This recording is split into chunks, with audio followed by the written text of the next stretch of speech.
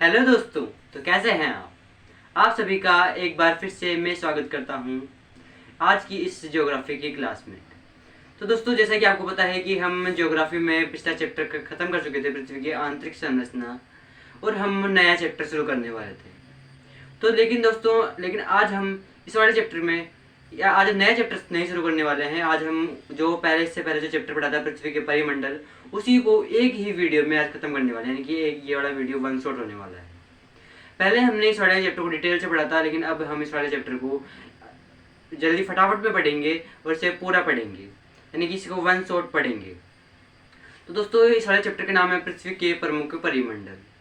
तो नमस्कार साथियों, मेरा नाम है रुपेंद्र सिंह। तो शुरू करते हैं इस वाले चैप्टर को, जिसका नाम है पृथ्वी के परिमंडल। और दोस्तों, इसके अंदर हमें चार टॉपिक पढ़ने हैं। वो है, पहला है स्थल मंडल के बारे में जानेंगे। सबसे पहले स्थल मंडल जानेंगे, उसके बाद में जानेंगे हम जल मंडल, उसके बाद में वायुमंडल, और उसके बाद में हम जानेंगे जीवमंडल। तो ये चार मंडल हम इस वाले चैप्टर में जानने वाले हैं। वैसे तो अगर आपको ये वाला चैप्टर डिटेल से पढ़ना है तो इसे हम पहले भी पढ़ चुके हैं, लेकिन वो हम मोबाइल स्क्रीन पे पढ़े थे, तो इसलिए आप वहाँ पे पढ़ सकते हो इसको। तो चलिए नए शुरू करते हैं इस वाले चैप्टर को। और इस वाले चैप्टर में सबसे पहले शुरू करते हैं स्थल मंडल से। तो स्थल मंडल से शुरू करते हैं। तो स्थल मंडल जो कि ग्रीक शब्द है। स्थल मंडल को इंग्लिश में कहते हैं लिथोस्फेयर। और लिथोस्फेयर यानी कि ग्रीक शब्द है लिथोस। लिथोस का अर्थ होता है पत्थर। तो यानी कि ये पत्थर से बनी हुई स्थलाकृतियां ही स्थल मंडल, ये ठोस स्थलाकृतियां ही स्थल मंडल में के अंतर्गत आती है। तो ये आता है इसके अंदर।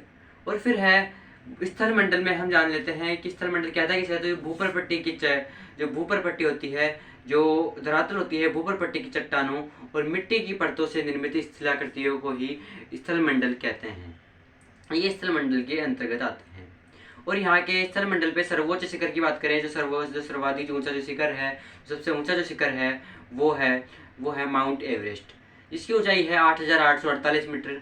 दोस्तों, अभी क्योंकि एनसीईआरटी में 8,848 मीटर ही दिया गया है, इसलिए हम इसे 8,848 मीटर ही पढ़ेंगे। वैसे तो इसकी ऊंचाई माना जाता है कि इसकी ऊंचाई बढ़ती रहती है। और सबसे गहरा जो गड्ढा है, सबसे गहरा जो गर्त है, इसे हम पहले भी बहुत बार पढ़ चुके हैं, लेकिन इसे मैं बता दूं कि ये सबसे जो गहरा जो गड्ढा है वो है मेरियाना गर्त। जी हाँ दोस्तों, मेरियाना गर्त जो कि प्रशांत महासागर में स्थित है और जो 11,022 मीटर गहरा है। ये अभी तक का सबसे ज़्यादा गहरा गड्ढा है, सबसे ज़्यादा गहरा गर्त है। तो ये सबसे ज़्यादा गहरा गड्ढा है, सबसे ज़्यादा गहरा गर्त है। और सबसे ऊंचा स्थान जान चुके हैं हम, सबसे गहरा स्थान जान चुके हैं। अब जान लेते हैं कि स्थल की ऊंचाई को, ये आपको एक बात बता दूं कि जो स्थल की जो ऊंचाई होती है, जैसे कि मैंने आपको बताया कि माउंट एवरेस्ट 8,848 मीटर ऊंचा है। तो इसे कैसे मापते हैं, क्योंकि हर जगह जमीन अलग अलग ऊंची नीची होती है, तो इसे कुछ तो पैमाना होना चाहिए ना। तो इसे दोस्तों हम समुद्र तल होता है, समुद्र की जो ऊंचाई, जो समुद्र तल होता है, वहां से स्थल की ऊंचाई को मापा जाता है। दोस्तों, ये आपके सामने लिखा हुआ आ चुका है, आप इसे देख सकते हो कि जो मैंने आपको बताया वो आपके सामने है।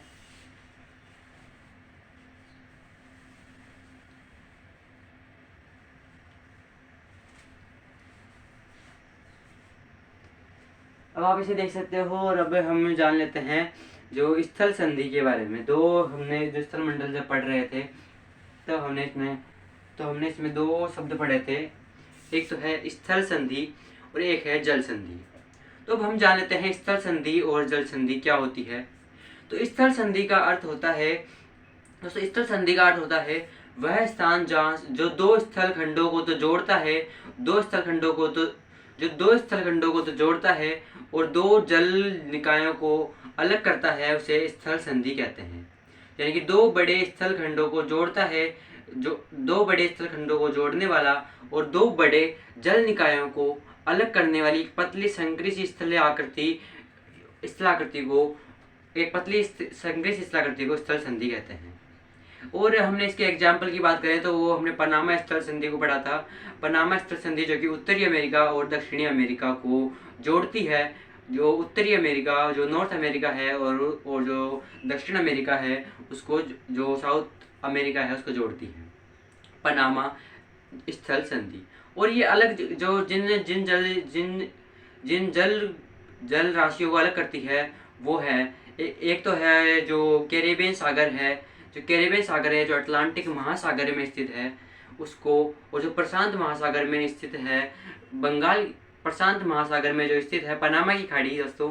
तो पनामा की खाड़ी और कैरेबियन सागर को अलग करती है पनामा की संधि, यानी कि अटलांटिक महासागर और प्रशांत महासागर को अलग करती है पनामा की संधि। अब हम जान लेते हैं जल संधि के बारे में। तो जल संधि यानी कि ये दो बड़ी जल राशियों को तो जोड़ती है और दो बड़ी स्थल आकृतियों को अलग करती है, यानी कि दो बड़े स्थल खंडों को अलग करती है, दो बड़ी जल राशियों को जोड़ती है, उसे जल संधि कहते हैं। तो ये जो इसका एग्जाम्पल देखें तो इसका एग्जाम्पल है जो भारत में तमिलनाडु है, भारत का तमिलनाडु और जो श्रीलंका है, श्रीलंका का एक जगह है जाफना। तो भारत के तमिलनाडु और श्रीलंका के जाफना को जो अलग करती है जो जल संधि, उसका नाम है पाल्क जल संधि। जी हाँ दोस्तों, पाल्क जल संधि जो कि भारत के तमिलनाडु और जो श्रीलंका का जाफना है उसको अलग करती है, और जो पाल्क जल संधि है वो बंगाल की खाड़ी को पाल्क की खाड़ी से जोड़ती है। ये जो बंगाल की खाड़ी को पाल्क की खाड़ी से जोड़ती है, यहाँ पे पाक की खाड़ी का अर्थ ये पाकिस्तान से दोस्तों इसका अर्थ बिल्कुल भी नहीं है। पाल्क जो कि एक उस टाइम पे जो इसका निर्धारण करने वाले थे, उनका नाम, जो कुछ गवर्नर थे शायद, ये उनका नाम है ये पाल्क। और दोस्तों अब हम जान लेते हैं जो अब हम आगे, ये भी आपके सामने लिखा हुआ आ रहा है जो हमने स्थल मंडल के बारे में जाना।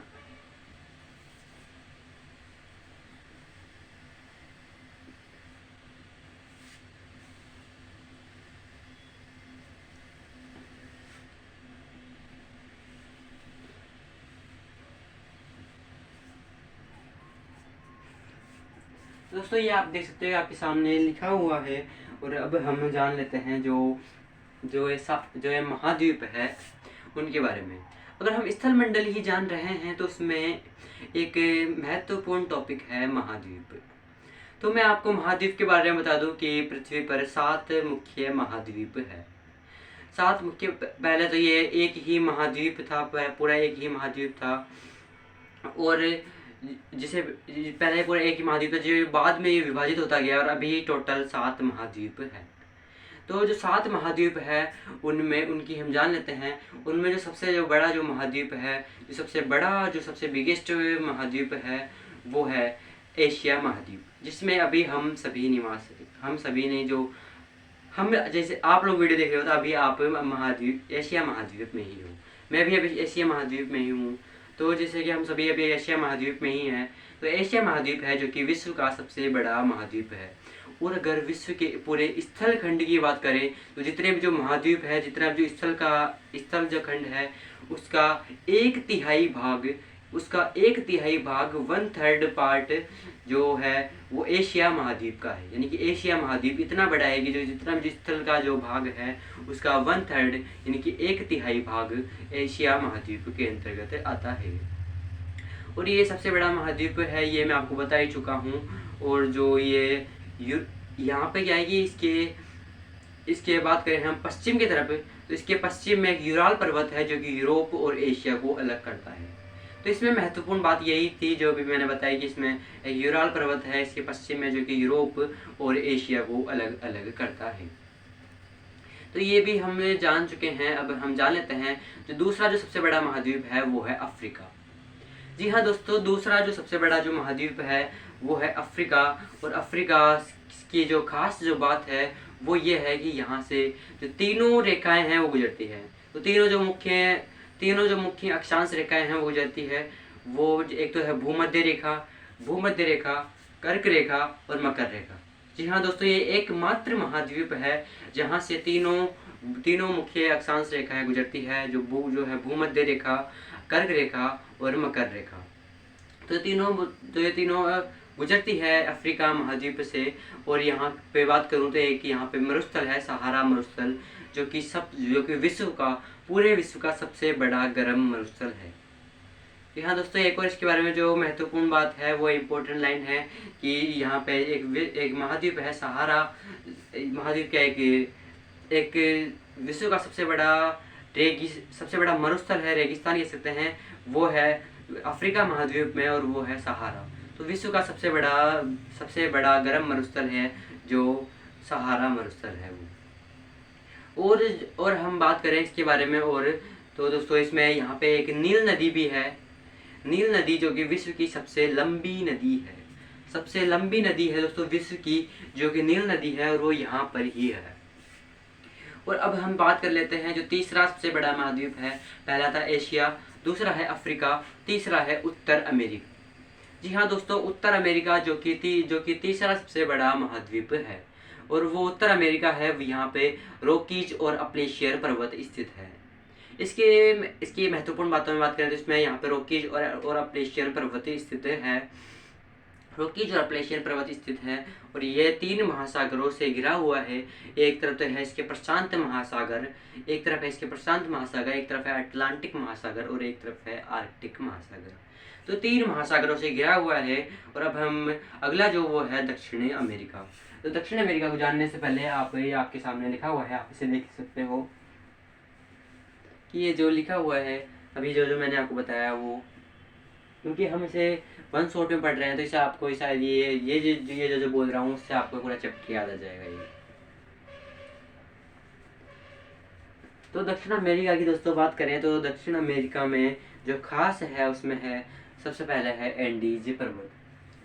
जी हाँ दोस्तों, एंडीज पर्वत जो कि विश्व की सबसे लंबी पर्वत श्रृंखला है एंडीज पर्वत। तो विश्व की सबसे लंबी पर्वत श्रृंखला जो कि एंडीज पर्वत है वो दक्षिण अमेरिका में है। और दोस्तों याद रखिएगा जो विश्व की जो सबसे लंबी नदी थी नील नदी जो अफ्रीका में स्थित थी। तो विश्व की सबसे लंबी नदी अफ्रीका में स्थित है। और जो विश्व की सबसे लंबी पर्वत श्रृंखला की बात करें तो वो दक्षिण अमेरिका में स्थित है। और यहाँ पे एक और जो है वो है अमेजन, जो कि विश्व की सबसे बड़ी नदी है।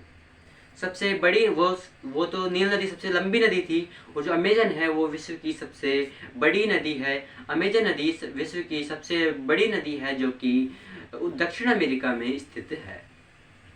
और अब हम 4 महाद्वीप जान चुके हैं, 5वें सबसे बड़े महाद्वीप की बात कर लेते हैं तो वो है अंटार्कटिका महाद्वीप। जी हाँ दोस्तों, ये अंटार्कटिका महाद्वीप है। यहाँ पर लोग रहते नहीं है, यहाँ पे कोई व्यक्ति नहीं रहता है। और जब हम अंटार्कटिका महाद्वीप की बात करते हैं तो हमारे मन में एक शब्द आता है जो यहाँ पे भारत का एक संस्थान है, वो है भारतीय शोध संस्थान है, वो है दक्षिण गंगोत्री, मैत्री व भारती। तो दक्षिण गंगोत्री, मैत्री व भारती जो कि भारतीय शोध संस्थान है अंटार्कटिका में। तो ये 5 महाद्वीप हो चुके हैं, और जो छठा जो महाद्वीप है वो है यूरोप। और यूरोप में कुछ ज़्यादा महत्वपूर्ण जानने के लिए है नहीं, अगर आपको डिटेल में पढ़ना है तो आप पिछले वाले वीडियो देख सकते हो, लेकिन कुछ ज़्यादा ज़रूरी है नहीं। और जो यूरोप है, और जो 7वां जो महाद्वीप है वो है ऑस्ट्रेलिया। यहाँ दोस्तों ऑस्ट्रेलिया महाद्वीप है सबसे लास्ट जो 7वां, केवल 7 महाद्वीप है, और 7वां है वो है ऑस्ट्रेलिया। और जो ऑस्ट्रेलिया जो महाद्वीप है उसकी जो खास बात ये है कि ये सबसे छोटा महाद्वीप है। यहाँ दोस्तों ये जितने भी महाद्वीप है 7 महाद्वीप, उनमें सबसे छोटा महाद्वीप है, और ये चारों तरफ से पानी से घिरा हुआ है। ये द्वीपीय महाद्वीप भी कह सकते हैं इसे। तो इसे द्वीपीय महाद्वीप भी कह सकते हैं क्योंकि ये चारों तरफ से पानी से घिरा हुआ है। ये भी दोस्तों आपके सामने लिखा हुआ आ चुका है, ये भी आप आपकी स्क्रीन पर देख सकते हो।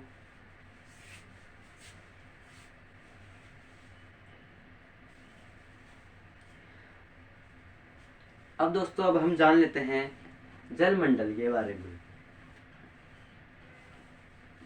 अब हम जान लेते हैं जलमंडल के बारे में।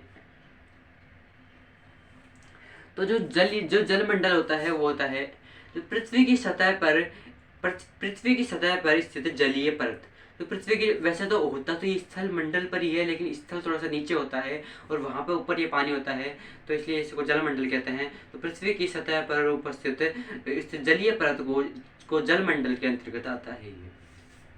और इसकी मैं बात करें तो जो पूरी पृथ्वी है, पूरी अर्थ है, वहाँ पर 71% जल है और केवल 29% स्थल है। तो देख सकते हो कि कितना ज़्यादा जल है। और इसीलिए पृथ्वी को नीला ग्रह भी कहा जाता है, क्योंकि अंतरिक्ष से देखने पर ये केवल जल ही जल दिखाई देता है, पृथ्वी पर नीला ही नीला दिखाई देता है। इसलिए इसे नीला ग्रह भी कहा जाता है। तो ये 71% जल और 29% स्थल है यहाँ पर। और जो 71% जो जल है उसमें से बात करें तो 71% जल में से 97.5%, वैसे तो ये कुल तो 97.3% होता है, लेकिन इसे 97.5% कहना तो सही होगा वैसे। तो 97.5% जल है जो कि लवणीय जल है, और जो 2.5% जल है, जो 2.5% 2.5% जो जल है वो अलवणीय जल है। और जो अलवणीय जल है उसी के अंतर्गत आता है हिमनद। जो जमा हुआ जो जल है वो भूमिगत जल, झीलें हैं वो, वायुमंडल और नदियाँ। जो कुछ भी जो हमारे पीने वाला पानी है वो अलवणीय जल के अंतर्गत आता है। और अब हम बात कर लेते हैं जलमंडल के बारे में। हम बात कर ही रहे हैं तो हम बात कर लेते हैं जो ये पृथ्वी पर जो उपस्थित महाद्वीप है उनके बारे में। तो दोस्तों, पृथ्वी पर जो महाद्वीप है उनके बारे में तो हम बात कर चुके हैं। अब हम बात करते हैं महासागरों के बारे में। तो महासागरों के बारे में बताऊं तो पृथ्वी पर कुल 5 महासागर है। पृथ्वी पर कुल 5 महासागर है। उनमें बात करें सबसे बड़े महासागर की, तो सबसे बड़ा जो महासागर है वह है प्रशांत महासागर।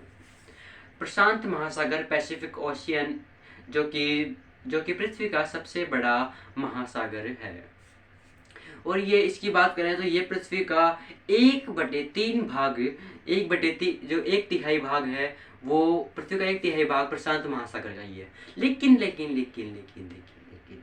अब आपके मन में एक सवाल आ रहा होगा कि जब मैंने ये स्थल मंडल के बारे में बताया था और एशिया महाद्वीप के बारे में बताया था, तो तब भी मैंने यही बात कही थी कि 1/3 भाग।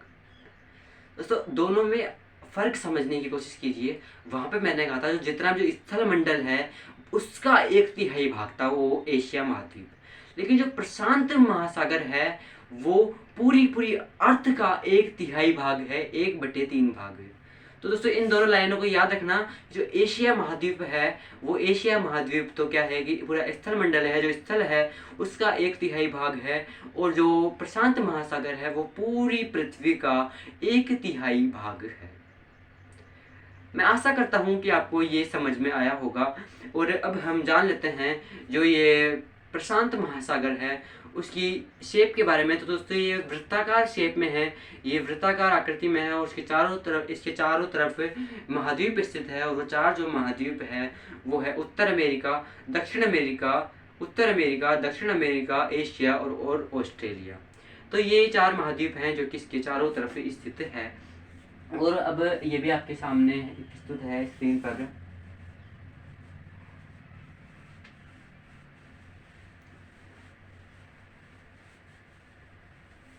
तो ये भी अभी मैंने जो कुछ भी कहा वो आपके सामने स्क्रीन पर मौजूद है। आपकी मोबाइल स्क्रीन, जो कुछ भी आपके डिवाइस की स्क्रीन है उस पर दिख रहा है। और दोस्तों, अब हम बात कर लेते हैं जो दूसरा जो सबसे बड़ा जो महासागर है वो है अटलांटिक महासागर। सबसे बड़ा महासागर था प्रशांत महासागर। जो दूसरा जो सबसे बड़ा महासागर है वो है अटलांटिक महासागर। और इसकी बात करें तो ये अंग्रेजी के एस आकार के अनुसार है। जो अंग्रेजी में जो ABCD होती है, ABCDEF है ना, जैसे आर के बाद में आता है एस, तो एस जो अक्षर है उस एस अक्षर के अनुसार है ये इसकी शेप। तो प्रशांत महासागर की शेप वृत्ताकार थी और इसकी शेप एस अक्षर के अनुसार है। और दोस्तों, यहाँ पे बात करें तो यहाँ पे दंतुरित तटरेखा है। इसकी जो दंतुरित तटरेखा है जिसका फायदा ये मिलता है कि यहाँ पे जो कुछ भी इससे जो किनारे जो लगे हुए जो महाद्वीप है वहाँ पर बंदरगाहों के लिए, पोताश्रयों के लिए बहुत ही उचित स्थान मिल जाते हैं। इसकी वजह से वो बहुत ही उपयोगी स्थान साबित होते हैं। और दोस्तों, यही कारण है कि यहाँ पर सबसे ज़्यादा व्यापार होता है और इसीलिए इसे सबसे ज़्यादा व्यस्त महासागर कहा जाता है। तो सबसे ज़्यादा बिजी जो महासागर है वो है, तो सबसे ज़्यादा जो बिजी महासागर है, जो व्यस्त जो महासागर है वो है अटलांटिक महासागर। फिर बात करते हैं हिंद महासागर की, जो तीसरा सबसे बड़ा महासागर है वो। तो हिंद महासागर के बारे में बताऊं तो इसके बारे में सबसे अलग जो बात है सबसे, वो ये है कि ये एकमात्र महाद्वीप, एकमात्र महासागर है जिसका नाम किसी देश के नाम पर रखा गया है। जी हाँ दोस्तों, जो पांचों महासागर हैं उनमें से किसी का भी नाम किसी भी देश के नाम पे नहीं रखा गया है, लेकिन उन पांचों में से केवल एक ही है, वो है हिंद महासागर, जिसका नाम देश के नाम पर रखा गया है। और वो कंट्री है हिंदुस्तान, इंडिया, भारत। तो वो भारत है जिसके नाम पर हिंद महासागर का नाम रखा गया है। तो ये भी देख सकते हैं। और ये बता चुका हूँ कि देश के नाम पर जाने जाने वाला इकलौता महासागर है ये। और इसकी जो शेप बात करें प्रशांत महासागर की, तो वो वृत्ताकार थी। जो अटलांटिक महासागर था उसकी एस आकार की थी। और इसकी शेप है त्रिभुजाकार। जी हाँ दोस्तों, ट्रायंगुलर शेप है इसकी, त्रिभुजाकार शेप है इसकी। और ये इसके उत्तर में एशिया है, पश्चिम में अफ्रीका है और पूर्व में ऑस्ट्रेलिया है। तो पूर्व में ऑस्ट्रेलिया है। और अब हम ये भी आपके सामने प्रस्तुत है।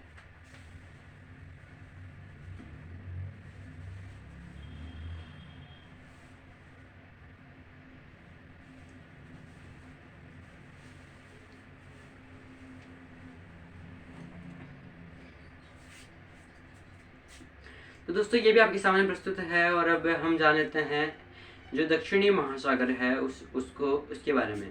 तो विश्व का जो चौथा सबसे बड़ा महासागर है और जो दूसरा सबसे छोटा महासागर है वो है दक्षिणी महासागर।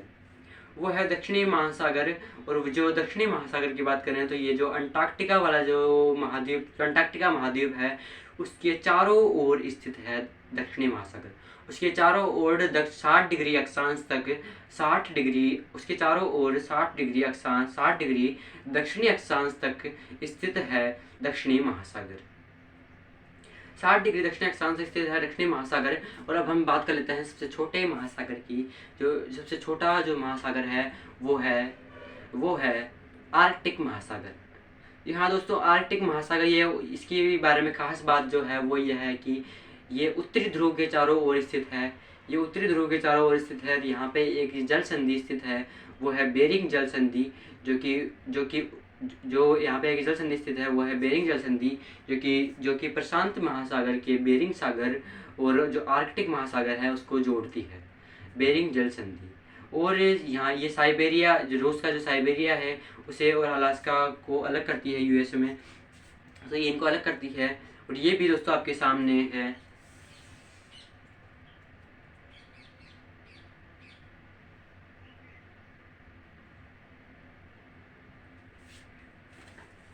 तो दोस्तों अब हम दोनों पढ़ चुके हैं, स्थल मंडल भी पढ़ चुके हैं और जल मंडल भी पढ़ चुके हैं।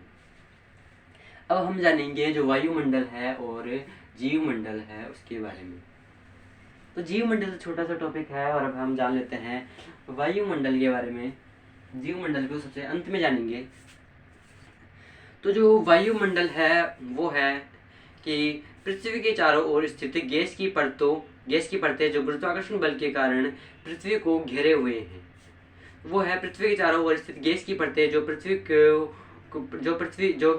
गैस की परतें जो गुरुत्वाकर्षण बल के कारण पृथ्वी को घेरे हुए हैं। और इन गैसों की बात करें तो इनके आयतन के अनुसार जो पृथ्वी पर जो आयतन के अनुसार जो गैसें हैं उनमें सबसे ज़्यादा जो गैस है, जो सबसे अधिक जो गैस है वो है दोस्तों, जो अधिक जो गैस है वो सबसे ज़्यादा जो मात्रा में जो पाई जाने वाली जो गैस है वो है नाइट्रोजन, जो कि 78.08% 78.08% पाई जाती है पृथ्वी पर और हमारे वायुमंडल में। और ये प्राणियों की वृद्धि के लिए आवश्यक है।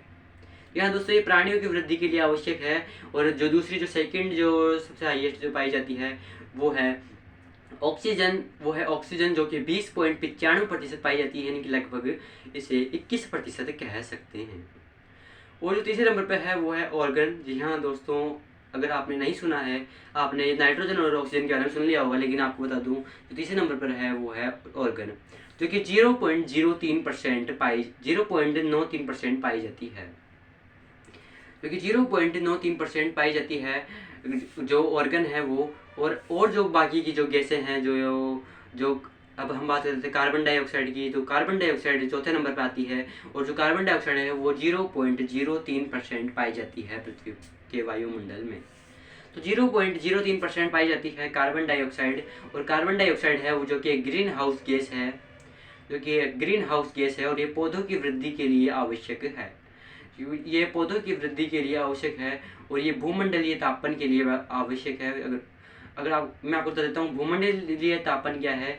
तो ये कार्बन डाइऑक्साइड है जी, जो कि पृथ्वी पर इसकी मात्रा लगातार बढ़ती जा रही है, जिसके कारण से पृथ्वी का तापमान बढ़ता जा रहा है धीरे धीरे। जितनी जो गैस बढ़ रही है उसके अनुसार जिस मात्रा से बढ़ रही है उसी मात्रा से पृथ्वी का तापमान भी बढ़ रहा है।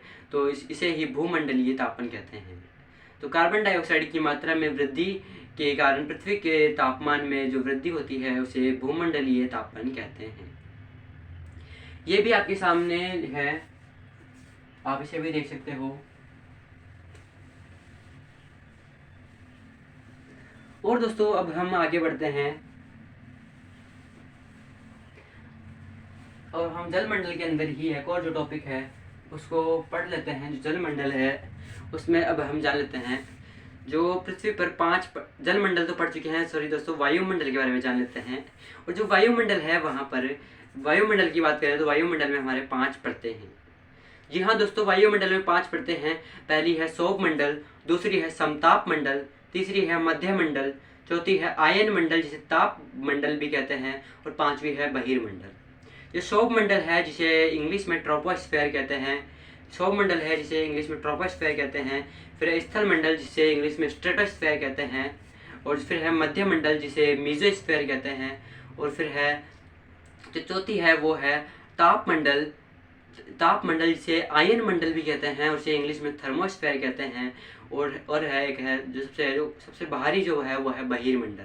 तो जो बहिर्मंडल है जिसे इंग्लिश में एक्सोस्फेयर कहते हैं। तो इनका क्रम अंदर से बाहर की तरफ है। सबसे अंदर है जो वो है सौभ मंडल, फिर है समताप मंडल, फिर मध्य मंडल, फिर आयन मंडल जिसे ताप मंडल भी कहते हैं, और फिर उसके बाहर है जो है बहिर्मंडल। तो ये आपको समझ में आया होगा, मैं आशा करता हूँ कि आपको समझ में आया होगा। और दोस्तों अब हम बात कर लेते हैं इसके कुछ कारकों के बारे में। जो वायुमंडल है इसके कुछ कारक के बारे में। तो पहला है वायुमंडलीय दाब। लेकिन वायुमंडलीय दाब से पहले हम जान लेते हैं वायुमंडलीय घनत्व। तो वायुमंडलीय घनत्व क्या है कि जैसे जैसे हम ऊपर जाते हैं घटता जाता है, जैसे जैसे हम ऊपर जाते हैं डिक्रीज होता जाता है वायुमंडलीय घनत्व। तो ऊपर जाते हैं तो घटता जाता है, और जो सर्वाधिक जो सबसे ज़्यादा जो घनत्व होता है वो समुद्र तल पर होता है। जो समुद्र तल होता है वहाँ पर सबसे ज़्यादा घनत्व होता है। और तापमान की बात करें तो तापमान भी घनत्व के जैसे जैसे हम ऊपर जाते हैं वैसे वैसे घटता जाता है। और दोस्तों प्रति 1000 डिग्री प्रति 1000 मीटर जैसे हम 1000 मीटर ऊपर जाते हैं तो 6.5 डिग्री सेल्सियस तापमान में कमी आती है। ये सामान्य हास्य दर है तापमान की, और ये है तापमान में प्रति 1000 मीटर ऊपर जाने पर 6.5 डिग्री सेल्सियस की कमी आती है। और वायुमंडल की दाब, अब बात करते हैं वायुमंडलीय दाब की। तो वायु द्वारा सतह पर लगाया गया दाब वायुमंडलीय दाब कहलाता है। वायु द्वारा सतह पर लगाया गया दाब वायुमंडलीय दाब कहलाता है, और ये भी ऊंचाई बढ़ने पर कम होता है। तो वायुमंडलीय घनत्व हो, चाहे तापमान हो, चाहे वायुमंडलीय दाब हो, जैसे जैसे हम ऊपर जाते हैं ये कम होता जाता है, और जैसे जैसे हम नीचे आते हैं ये बढ़ता जाता है। तो दोस्तों अब हम तीनों के बारे में पढ़ चुके हैं, स्थल मंडल पढ़ चुके हैं, जल मंडल भी पढ़ चुके हैं, और जो अभी हमने पढ़ा है वो है वायुमंडल। तो इन तीनों के बारे में हम पढ़ चुके हैं। अब एक और जो महत्वपूर्ण क्या है इस वाले चैप्टर का अंतिम जो भाग है वो है इस वाले चैप्टर का वो है जीवमंडल। बहुत ही छोटा सा है, ये 2 मिनट में पूरा हो जाएगा ये भी। तो जो जीवमंडल है वो है इस जो स्थल जल और जो वायु है, इन तीनों के बीच की जो कड़ी है जो इन्हें जोड़े रखती है वो है जीवमंडल। जी हाँ दोस्तों, स्थल जल तथा हवा के बीच का एक सीमित भाग जहाँ पर जीवन मौजूद है, जहाँ पर लाइफ मौजूद है, उसे जीव मंडल कहते हैं, जैसा कि इसके नाम से ही स्पष्ट है। और जीव मंडल के भी दो भाग होते हैं, इसे भी दो भागों में विभाजित किया गया है। एक तो है जंतु जगत और एक है पादप जगत। एक है जंतु जगत और एक है पादप जगत, जिसे इंग्लिश में एक को बोटनी कहते हैं और एक को जूलॉजी कहते हैं। इसे बायो वाले पढ़ते हैं। लेकिन अभी हम क्योंकि ज्योग्राफी पढ़ रहे हैं और अभी हमें इसको इतना ही पढ़ना है, इसकी ज़्यादा डिटेल से बायो में पढ़ सकते हो आप। तो दोस्तों ये वाला जो चैप्टर है पृथ्वी के प्रमुख परिमंडल, ये इसके बारे में हमने जान लिया। स्थल मंडल जाना, फिर उसके बाद में जल मंडल जाना, फिर वायुमंडल जाना, और उसके बाद में हमने जो जाना वो है जीव मंडल। तो इसके अंदर 4 ही टॉपिक आते हैं परिमंडल में, और वो हम जान चुके हैं जो पृथ्वी के परिमंडल है। और अगर आपको ये वाला चैप्टर पूरी डिटेल से पढ़ना है तो आप इसको, मैंने मोबाइल स्क्रीन पे मैं आपको पहले भी पढ़ा चुका हूँ, लेकिन क्योंकि वो मोबाइल स्क्रीन पर पढ़ाया था इसलिए मैं इसको आपको आपके सामने आके इस वाले चैप्टर को पढ़ाया हूँ। तो मैं आशा करता हूँ कि आपको ये वाला चैप्टर समझ में आया होगा। तो दोस्तों इस वाले चैप्टर को हम यहीं पर ख़त्म करते हैं। अगर आपको ये वीडियो अच्छा लगा हो तो आप वीडियो को लाइक कीजिए, चैनल को सब्सक्राइब कीजिए, और दोस्तों वीडियो पर कमेंट ज़रूर करके बताएं कि आपको ये कैसा लगा ये वीडियो। और दोस्तों इस वाले वीडियो को आप अपने दोस्तों, मित्रों, यारों, दोस्त जो कुछ भी है उनके साथ शेयर ज़रूर करें। दोस्तों मिलते हैं अगले वाले चैप्टर, अगले क्लास में हम नया चैप्टर नहीं स्टार्ट करने वाले हैं। जो ये हमने चैप्टर पढ़ाया था पृथ्वी की आंतरिक संरचना, इसे भी हम 1 शॉट में कंप्लीट करने वाले हैं, जो कि हमने पहले 7-8 भागों में कंप्लीट किया था, उसे हम 1 भाग में कंप्लीट करने वाले हैं। तो दोस्तों मिलते हैं अगले वीडियो में अगले चैप्टर के साथ। तब तक के लिए धन्यवाद, थैंक यू।